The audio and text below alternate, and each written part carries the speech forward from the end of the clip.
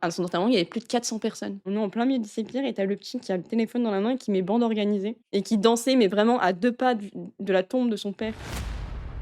Faut savoir que mon frère, il était adoré à Épinay, mais vraiment pour te dire, à son enterrement, il y avait plus de 400 personnes et vu que mon frère, il était, converti à l'islam, il a été, enterré dans le rite musulman, tout ça, donc il y a eu la mosquée. Quand on est arrivé à Épinay, je suis sortie de la voiture, il y a eu une vague de personnes qui m'ont regardée et en fait, tu sentais dans leur regard qu'ils se disaient: «Ah les pauvres», tu vois? Parce que du coup, ton frère était très populaire. Ah oui, tout le monde adorait mon frère. Alors que mon frère, on va pas se mentir, c'était un peu un gars froid de base. Et il y a une image que je me souviens, pour te dire à quel point mon neveu, il était innocent. On est en plein milieu du sépulcre et tu le petit qui a le téléphone dans la main et qui met bande organisée.